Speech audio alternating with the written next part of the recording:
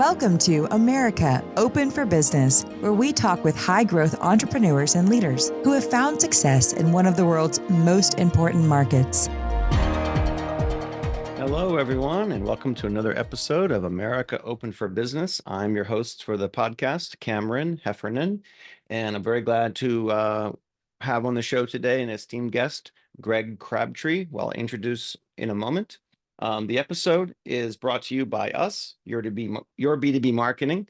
We're a truly global marketing agency, and we help mid-market B2B companies overcome some of the typical challenges they encounter as they enter new markets and grow across borders. So for that reason, we handle end-to-end marketing from strategy through execution, and that frees our clients up to focus on customer growth and expansion. You can discover how we can drive your expansion by visiting our site, yourb2bmarketing.co. Past guests of the show have included Brian Smith, the founder of the UGG brand of sheepskin boots and sneakers from Australia, and Ben Tija, the founder and CEO of Earthly Wellness, as well as Jean-Arthur Regibeau, the ambassador from Belgium to the USA. Today's guest, Greg Crabtree, has over 40 years of in-depth experience, recognized globally as a public speaker, author, and entrepreneur. His books, which I'm showing here on screen, if it's the audio, not going to pick up, but Simple Numbers, Straight Talk, Big Profits, and Simple Numbers 2.0, Rules for Smart Scaling, are really a fundamental guidebook and elements that every entrepreneur and business owner needs to consider as they grow their business. Greg has also contributed to Vern's book, Scaling Up. And Greg Crabtree, welcome to America Open for Business. Yeah, thanks for having me. I appreciate it. All right. So let's start with a real basic fundamental question. How do you help people? Well, kind of as a recovering accountant, I started a lot of that 40 years was spent, in a private practice that I built, with a couple of partners. And, but really once I joined the Entrepreneurs Organization in 2001 and really kind of pivoted to focus primarily on the entrepreneur.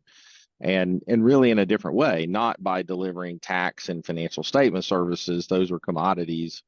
It really was by the help of my initial EO forum of what are the things that they expect us to be able to help them with. And as an advisor, I see the most intimate details of the business more so than any other advisor, and I see it on a more frequent basis. And so I decided to do something that is deaf to accountants. I decided to spend time working on looking at the data, aggregating the data from my clients to study it and not get paid for it. But it has a long tail payback in that, we've developed an expertise, and we believe we have discovered, critical financial data that's been hiding in plain sight that's not taught in traditional financial circles. And I think, I've had the opportunity to share that around the world in various speaking events that I've done, business groups that we work with. We do a lot of group facilitation of business data where we'll take the data, and put it in a common format. And so our simple numbers, P&L structure, balance sheet structure, and return on invested capital structure, we think is really the key to helping privately owned businesses understand setting the foundation points of your business strategy. And so the idea being, I really got to, if I'm going to lay the four cornerstones of my financial strategy, what is my return on invested capital target? What is my total labor efficiency ratio, which is gross margin to all labor?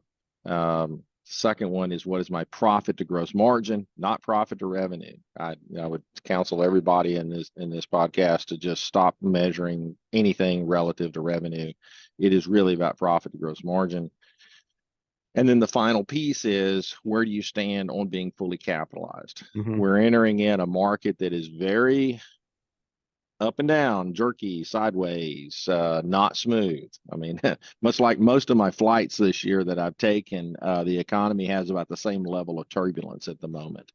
You still get there. You just get there with a few bumps along the way. And we certainly believe raising an awareness of being fully capitalized and hitting your profit targets are the keys to being in a position of taking advantage when those opportunities come up.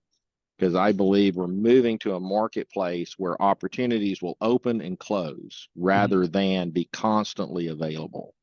And largely because I think if you could actually measure US GDP, Canadian GDP, I would say that, we're not growing in real terms, and Australia is probably growing a bit just because of their mining sector, natural resources. But if you strip mining out of Australia, they're not growing either in their service sector and core for the same reasons that the US and Canada is not. We're out of labor. I mean, and we actually ran out of labor pre-COVID. Our data that I started studying for the second book that started in 2013, a data set that I've tracked since then of client data, our data shows that we started running out of labor in the fall, about September, October of 2019. And so COVID didn't cause it. COVID accelerated it a little bit just because of excess deaths, but most of those excess deaths were people that were not in the workforce, but some were. There's no doubt. But we were headed down this path, and we would have been here whether COVID happened or not. But it certainly threw everybody's analysis vision off the center of the trail. And I think, we've got to reset our vision. More like a blip versus a continuation of a very long-term trend that we've been seeing for generations. And no part of the world is immune to that, correct? Correct. I mean, the thing I've loved about being able to present my data around the world is I get to present it in third world countries as well as first world countries. And the thing that I've noticed is business is business. Doesn't matter where you're at. Yeah. The biggest difference between a third world economy and a first world economy is the speed that margin moves through the marketplace. And so in the transaction cycles in a developed economy, margin is moves in 30 days or less, if that, from a cash flow standpoint. Third world economies, it could be 6 months, it could be a year. And so much bigger, barrier to entry with capital requirements, and lending is not as formal, and all of those things. But it really is about margin speed is what makes an economy a very developed economy. Do you think we're ever going to get back to those years we had, I don't know, 5-6 years ago with 3% interest rates? I mean, I made this statement yesterday that I do believe that regardless of who wins in November in the U.S. political race for president, I think both elected parties will push rates down just a bit. Okay. I mean, I've always kind of believed that the Federal Reserve rate between 4 and 5 is kind of the neutral. We've got an underperforming sector in the real estate part of the economy right now with they left it too low, way too long. Probably never should have been that low in the first place. And now they're leaving it too high, way too long. From that standpoint. So the Fed governors, I mean, I appreciate that they got a very difficult job, but I disagree with their mindset. So because here's you bring it up. Here's the number one thing that they don't get. And it's because they don't get out and work in the real world. They sit up there in their ivory high towers.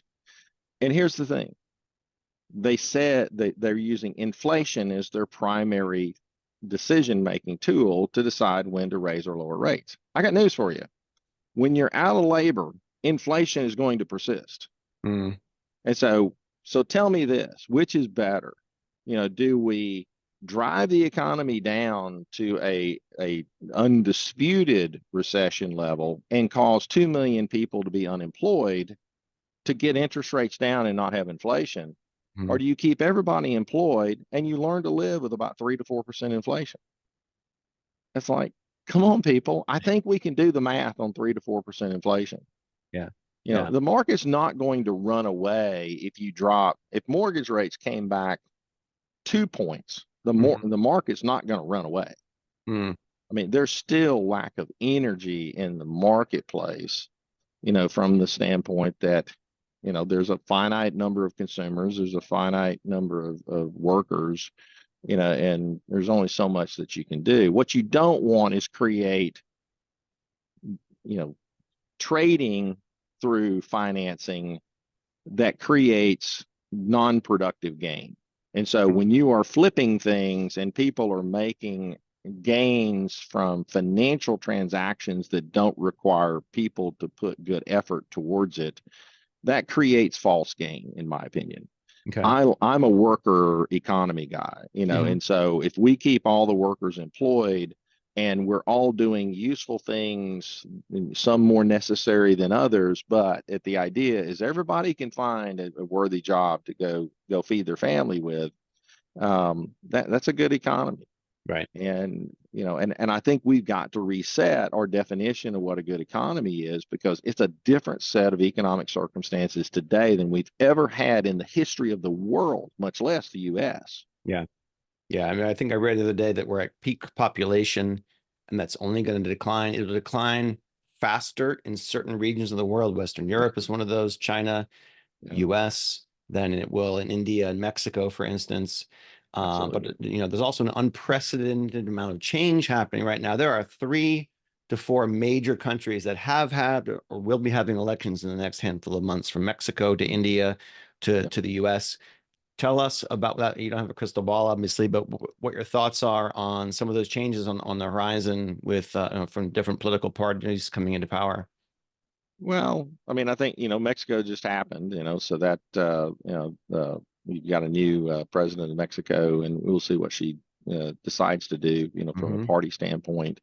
I mean, I really think things are just going to kind of continue as they are. I mean, my biggest concern, and this is kind of the advice I'm giving my clients in the U.S. and anybody who's going to do business in the U.S. We're in what I call the muddling economy right now. So we've got 100 companies that we track data on every month, and we just got through our data yesterday through April. And pretty much what we're seeing a trend right now is that it's about $1 billion of revenue. So it's, I'm not going to claim I'm the greatest statistician. I grew up on a chicken farm in Alabama, so what do I know? But hey, this has actually been pretty darn accurate, for what, the last 10 years. So I just watch the data and see what it tells me. Right. What it's telling me right now is we're up about 5% this year over last year with that $1 billion of revenue of all different companies, our client base is all over the U.S., Canada, Australia. So, but these are just U.S. companies, but they're not all in the same industry, not all the same geography. And it's telling us we're up about 5%, which I contend is all inflation. There's really no net productivity gain. Now, I'll give the economists some slack, because I don't know how you really truly measure GDP in a service-based economy, primarily. Now, not all these are service-based businesses, but really for the most part, I would say the economy is flat to slightly down, but revenues are gaining just because of people adjusting prices. What's interesting is we started tracking the ups and the downs. And so what we saw was, in a normal economy, 80% of those companies would be up year over year, 20% would be down year over year. So that's kind of has emerged as our, hey, things are running kind of normal.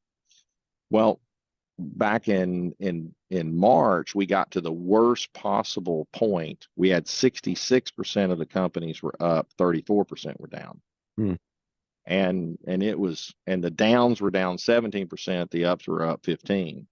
And so at that point in March, we were actually negative year-over-year growth. Now, since April, we had a nice little bump in April. And so we're now back to the positive, and we've returned to 75% of the companies are up, 25% are down year-over-year. So we've seen some stabilization, which was kind of what we were telling everybody, our prediction was. I think we're going to kind of be reasonably stable through the election. And then my prediction, glass goes dark. And it goes dark for this reason. Probably no matter who wins, the other side's going to complain and challenge. And depending on the veracity of the challenge, no matter who wins, like I said, both sides are going to complain. Yeah. The government becomes dysfunctional. I mean, you could argue the government's always dysfunctional, but it's a big piece of the economy.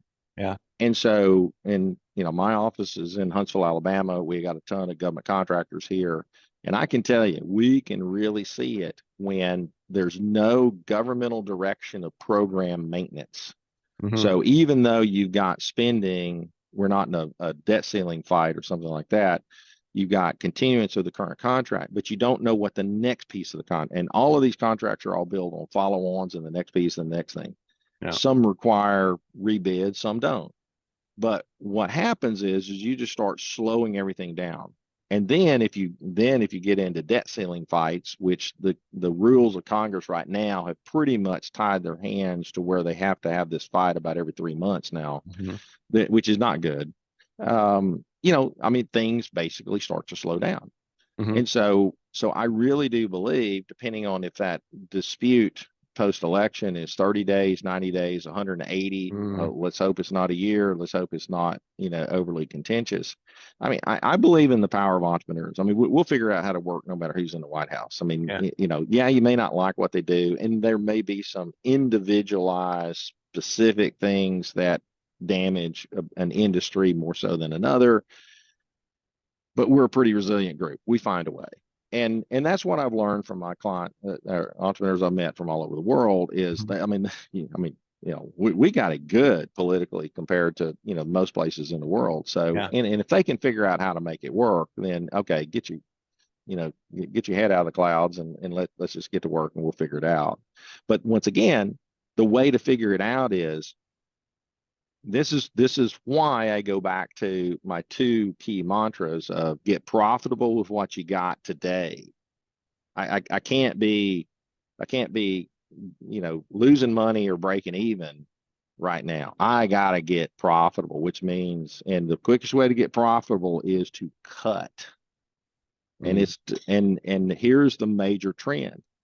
We're seeing in our 100 company model, direct labor is adapting perfectly, both for the up companies and the down companies. They're staying, if anything, we're actually seeing a greater increase of margin per labor dollar spent for direct labor. And I worry a little bit about that because what we're not doing is cutting management labor enough. Okay. And people are not adapting. We've gotten lazy. We've built up management structures. I think we're in for a new revolution of management restructuring and rethinking.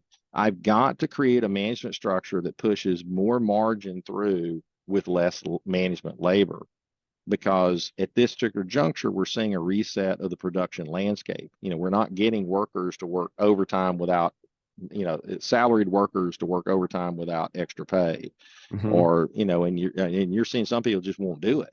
Yeah. I mean, doesn't matter what you pay them. Yeah. And so that's created an output issue in the direct labor part of the economy. And so therefore, my management has to carry a heavier load and be more efficient at overseeing a greater amount of margin activity, to justify their role. And it's just like a big parachute that's slowing down companies, that sort of management bloat. But if you multiply that across the economy, it's just that much larger as a slowdown effect. It is. And like I said, once we see it in this large of a data set, I mean, it's pretty stark. Yeah. And I see it in individual clients. I mean, we go through, when we do our calls with clients, we can take our mathematical model and quickly quantify, here's how much we're talking about. So I'm going to give you two choices. Are you going to grow into it, or are you going to cut? So I'll quantify the cut. And they're like, no, we can grow. Really? You think you can grow? I got news for you. So tell me where the growth's going to come from. Right. Because we don't have an economy with only a fraction of the sectors that may have growth at the moment. And even that growth's a little bit squishy. You don't have market growth. Okay. So you're going to go get market share. Well, that's a different discussion. Market share, I mean, we haven't had a market share game, in the last 25 years. We've all been living off of the participation trophy economy of the last 25 years. that the market was growing. We were getting our share. We were patting ourselves on the back saying, look how great our marketing is and look how great our salespeople are. And no, you were just taking orders of an rapidly expanding market. Now, do you have the ability to go take your fist and punch your competitor in the mouth and take their business away from them? Mm. And that skill set hasn't existed probably very often, if not at all, in the last 20 years. Yeah. So and it's a new set of selling. And once again, it's what we're, I think, for people like what you do, you're in a new age of where you still got to deliver that quality lead through marketing to the threshold of the transaction. But I got to get a human more engaged, more skilled to get it across the threshold and get it closed. Yeah. We talked about policy and changes. One example, tangible of that to me is the potential for changes. The USMCA treaty between Mexico, the three countries, will be renegotiated in 2026. So we'll have potentially a new administration by that point. Mexico's had their own changes. Last 5 years, the president has been raising the minimum wage consistently. Labor has gone up almost 200% over that time. And that's a populist administration that's going to continue the policies of the last president. But the U.S. changes could be even bigger, right? Because there's things motivating the renegotiation of USMCA, formerly NAFTA, beyond economics. I'd love to hear your thought on that potential eventuality. Well, welcome to the age of the worker. I mean, guess who has the power right now? It's not the company, it's the worker. And if you have specific skill set or you have power to control quantities of labor that has to be accessed, for business success, you got some leverage that you haven't ever had. The only thing you had was strikes and unions and those things. You don't need unions anymore. You just need to be the doorkeeper, for key access to labor and skill set. Now, the other side of it is, so if you follow people like the Peter Zahns of the world and look at the demographic shifts of the potential, the eventual demise of China. I mean, China is going to implode. I mean, they are a ticking time bomb of population disaster. Less than a 1 replacement birth rate right now. I mean, that's societal suicide. Yeah. And, and you can't stop it. And so where's that going to go? I mean, if you listen to what Peter's predictions are, probably by the time China collapses, most likely in the next 3 to 5 years, we will have moved 50%, maybe 75% of the manufacturing capacity to Mexico, US, Canada, or other nearshore, more accessible places. But but certainly Mexico is going to be the winner. But Mexico has its issues. I mean, I talked to a builder in El Paso that builds both in builds over in Mexico as well as in the U.S. side, and I said something about running out of labor in northern Mexico, because they do have a labor shortage in northern Mexico. I mean, you can go plop a plant there, but there's not extra workers in northern Mexico. All of the excess workers are around Mexico City. And that's not transportation convenient. And Mexico does not have a convenient rail system to move product from Mexico City, up, to the northern border. And so there's tons of those issues from a logistical standpoint that we don't have the things in place, and we don't have a cohesive strategy to make those things be in place by the time we're going to get to a crisis point. So get ready for disruption. Yeah. And it's not going to be, what is the price of this thing that I need? Does it exist and can I buy it? I don't care what the price is. Yeah. That's the point about labor too, available at any cost. I've experienced with some of my clients that they're in Mexico, labor rates as much as 40% higher near border versus the interior.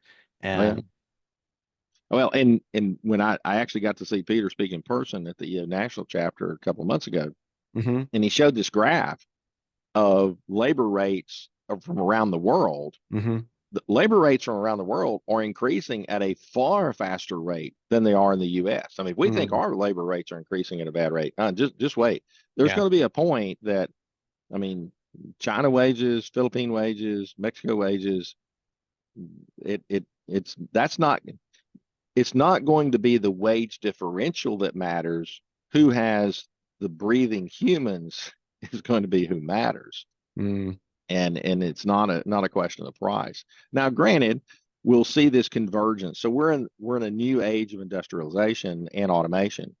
And so people will find now that, we're going to push harder on automation and labor elimination as fast as we can, but there's no easy wins left. Yeah. It's ones and twos, 20s and 30s maybe, but not hundreds of people displaced, because of automation. Yeah. Now, we'll see what AI brings, in terms of some of the other softer skill sets, which, I mean, I've seen some of the demonstrations of Chat GPT 4.0, and it's pretty freaky. Yeah. I mean, I think those big gains, we've had them already. So now, as you said, incremental gains from here, robotics are in place. In Mexico has robotics too. And I think Yeah. we don't yet know how this is going to evolve from here. I'd love to hear your thoughts on Alabama, what recently happened there with the union vote and how that played out, what your thoughts are on that from almost as an economist perspective. An Alabama guy I too. mean, yeah, I mean, and Alabama is just generally just a non-union, mindset. I mean, once again, I mean, I think the idea being, as labor rates have become very competitive, why do you need a union? I mean, so I'll give it to you in this way, Yeah. from a calculation standpoint. So we've got some clients in the HVAC industry that we have a mastermind group that we meet with twice a year, compare data across companies in our structure. And so it's very eliminating. And so one of the key metrics that we use is total labor efficiency. So if you ever heard the term LER, labor efficiency ratio, that's a simple numbers, that's one of our signature metrics. So that's taking gross margin, so revenue minus cost of goods before any labor, that gross margin divided by all labor. The metric universally in an HVAC company anywhere in the country is a 2. I need $2 of gross margin for every dollar of labor, whether it's a technician, whether it's a CEO, whether it's somebody doing maintenance, or somebody sweeping the floors. You get to pick where you're going to deploy those labor dollars. But at the end of the day, I got to charge my customer $2 of gross margin after I pass through subs and materials. I got to get that $2 of margin for every dollar of labor in my grid, unless you're a union shop. That number has to be 2.5. Okay. Interesting. To get the same equivalency. Okay. So that tells you, are unions necessary? Maybe in some, I mean, I respect the fact that they were needed in bad actors with businesses that, were playing hardball negotiation. Yeah. We're in a different market now. I mean, Yeah. it's a pretty level competitive playing field that, my good clients who are good at creating culture, fair pay, they charge the right amount to their customer, they hit their appropriate profit target. That's when you're checking all the boxes, everything's green, but it's when you're trying to cut an edge, and I think in the economy to come, the edge players kind of get spit out of the system. Because you might get away with it for a little while, but you can't maintain it. And that's why I worry right now when I'm seeing labor efficiency ratios go up for direct labor. It's one of two things. Is it a true productivity gain, or am I just pushing people to run hot? And I can do it for a little while, but I can't sustain it. And eventually those people quit. Either they quit or they want raises, one of the two, and that labor efficiency ratio comes back to the norm. Okay, so we're going to see, more, you see it every day with, I wouldn't necessarily think of it as automation, but, go to the grocery store and there's maybe 2 people working there. All the rest is self-checkout. I just think more and more ways in our everyday consumer world, we're seeing that. The kiosk at Wendy's, they're testing it out here, fully AI Mm. driven. And if you get to a point where you can't get an answer from the system, someone comes on. But I think machines, you said at the session that we did, something like machines don't have attitudes or something like that I That's right. loved. Yeah. Yeah, they don't. But we're still humans when we crave human interaction. So I get Mhm. you mentioned grocery stores, Publix grocery stores, big in the South. Yeah. And that's who's here in Huntsville. They have like one self-checkout thing. I mean, they Really? literally, and now they're not the cheapest, but that place is always full and they have people manning the checkout lanes. Yeah. And they far better than Walmart, I will tell you. I try to never go into Walmart, but when I do, it's called get used to disappointment. Yeah. Is the mantra. But when you walk into Publix, I mean, that is a really, really well run. I mean, I've been in, there are like 3 different Publix here in Huntsville that I may eventually go in for between what path I'm driving home. Yeah. And they're all just extremely consistent. Mm. But it seemed like I'd read something where their Publix had taken a stance to keep the human checkout clerks because that's what their customers wanted. Mm-hmm. Yep. And I think in there lies opportunity for companies, exactly. grocery store, marketing Yep. agencies, where we're still going to use technology and automate things, but you have a competitive advantage, or that is the advantage, the card you're going to play to people who prefer that. Now, I will tell you this. Now, I mean, you probably fly a lot like I do. In an airport, rather than deal with an airport worker, I like going into the Amazon convenience store that you put your card in to go in and you don't check out. You just pick up something and walk out with it. I'll Mm-hmm. take that any day. Right. It's a little freaky at first, because there's like a gazillion cameras watching you, but the quality of an airport service worker is so bad, I would rather deal with that. And so Yeah. once again, I think this goes back to everybody's got to define, which part of the market do you want to play in? I use this example all the time with my clients when I'm talking about retail.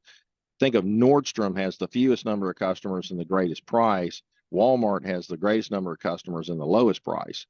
I probably don't want to be either one of them. I want to live somewhere in the elbow of that price elasticity curve and find where is my niche? Where is, what is it that the tribe of people that I'm going to focus on serving, do they want the no human experience? Do they want the human experience? And I just price that in. Yeah. And we do a ton of work on pricing strategy with our clients because, when you look at a company that is deficient profitability wise, you got to look at it and say, okay, is my price correct? Or do I have the right people? Do I have the right process? And it is sometimes an element of all 3, but the answer lies in those 3 questions. And then do you have, the executional capacity to go fix it? And, let's face it. I mean, the hardest one to fix is the people part of it because people hold on to the wrong people, especially in a tight labor market, way, way, way, way too long. Yeah. Yeah. And then you're limiting the levers you have to pull there and to fiddle with and to mess with. That makes, hopefully it's easier to move around 3 different factors than 100. Exactly. And it's never that many. I mean, it is. Well, and it goes back to classic book, The Goal by Eli Goldratt. I mean, when you look at that lack of profitability, there is one glaring bottleneck of, is it a person? Is it a process? Is it just my pricing structure? And I'll tell you, pricing's a big one because I have to beat this out of people all the time when I'm doing talks. In that, listen, the example I use, I did this client is a concrete contractor in South Carolina, and did their first session with them, and they had the exact same margin percentage for 3 consecutive years at about 17 million of revenue. And they go, well, I'll give you an A+ for consistency. I'll give you an F for pricing. There's no way that you didn't leave money on the table by having the same margin percentage for 3 consecutive years at that level of revenue. Right.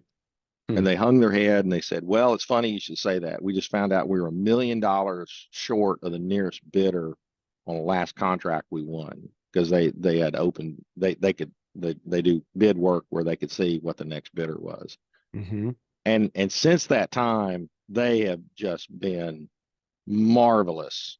And the way we teach it is pricing methodology is important, but never the first step. The first step is, how much is the customer willing to pay for this? What is market? Mm-hmm. That's the price. And then once I determine market, then I go through my pricing methodology to give me some confirmation.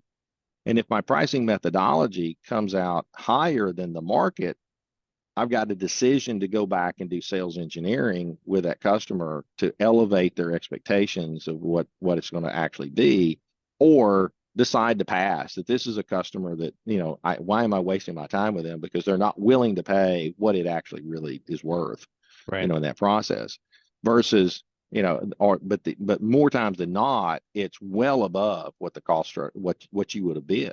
And Mm-hmm. you're just leaving money on the table left and right. Yeah. And and we see this a lot right now. There's people that are covered up, they're winning every bid that they give, and I go, why are you doing this? I mean, Mm-hmm. you are not charging enough. Right. And until somebody says no, and you're wondering why you're barely profitable and you feel good, and it's like, no, that's why you gotta have a profit target. And our belief is that profit target has to be based on return on invested capital. And that is but when I set those foundation cornerstones, to my targeting methodology to the business, then every decision has to check the box of each one of those four cornerstones. Yeah. Do you have an opinion on, from my world as a marketing communications person focusing on brand and looking at pricing transparency? We advocate that people should be they should be transparent. When you're going to go to a website, whether it's a SaaS service or buying books on Amazon, I want to know what I'm paying. A lot of companies, especially in the B2B services arena, would push back and say, well, I don't want to give it all away. The competitors are going to know what we charge. And it's just people, it's too much. I want to keep that tight and talk to my customers first. From a marketing perspective, we challenge that. And I'd like to hear your opinion from a financial perspective. When it comes to transparency, I always go back to, what Jack Stack, always talked about of, in the great game of business and open book management, is he didn't mind if his competitors saw his financials. He said, they can see my numbers, they don't have my people. Yeah. And I think pricing transparency is much the same, in a sense that, as a customer, if you make me work too hard, I think you waste a lot of marketing dollars if you don't share pricing in a reasonable, transparent way. Now, you may not give away the goodies, and to be quite honest, a lot of times where we see clients pick up major margin gains and profitability gains are the extra little tweaks to the core product or service that's being offered. Yeah. But it depends on how definable, the service is. But I'm like you, the people that won't give me a range of what something is going to cost me, and then, I don't want to, we've become a society of the high tower. And so this is, I've been hounding this lately, is that how in B2B sales, how do you penetrate the high tower to get in front of the key decision maker? And it is a really, really big challenge. And I do believe that transparency will get you greater access to that key decision maker, rather than playing the, hey, let's hold a Zoom call and we'll talk about it then. And you've got to have such a compelling hook to get that from the average buyer these days, that you're going to miss a lot of opportunities. I think a lot of companies, take what we do, agencies, it's a very commoditized space, and the trade-off of hiding your pricing and what you do from competitors versus the transparency, the traction, the engagement you get from prospects, I don't think it's a good trade-off. No, I agree. I would agree. Yeah. Well, I really wanted to thank you, Greg, for joining us today. I'm going to ask you one last question before we dial off. Again, Greg literally wrote the book. It does not show up so well today. Here it is. There we go. Simple Numbers, version 1 and 2. Great reads. just kind of the right size to kind of digest and take it all in. And thank you for joining us today. Greg, if you look at back in your career, do you attribute your success and what you built over time to your hard work and dedication, or factors of luck, or a little bit of both? It is both. I will tell you that probably the most pivotal event that I can look back to is joining the Entrepreneurs Organization, and not so much that organization for me. There's others. I mean, it could have been YPO, it could have been others of similar, but that particular organization for me was the right fit. And as it turns out, my client of mine had moved his business to Atlanta and told me about it. Said, "Oh, you got to come, check it out." And I did. I joined on the spot. Little did I know, if I'd waited a month, I would have been too old to join. Oh, wow. And because we had an age restriction, we don't have an age restriction anymore, but we did then. And to be quite honest, it was getting into that pool of entrepreneurs and thinking and mindset that got me out of my head as a practicing CPA. And even though I'd already had leanings to want to do more consulting, I just didn't know what that consulting was.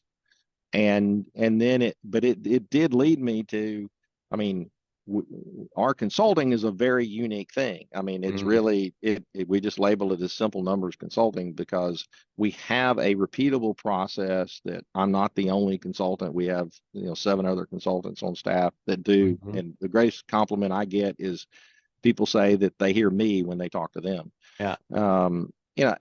But that took a lot of work, and it took building a team of people that I didn't do all of it, but and then writing the 2 books does take a little bit of work. I have to admit that. Definitely. Yeah. Well, Greg, thank you so much for joining us today. Greg Crabtree, the author of Simple Numbers, Straight Talk, Big Profits, and Simple Numbers 2.0. And his website is simplenumberscri.com. Thanks for joining us today, Greg. Yeah, I appreciate it. Thanks, Cameron. Anytime. Bye.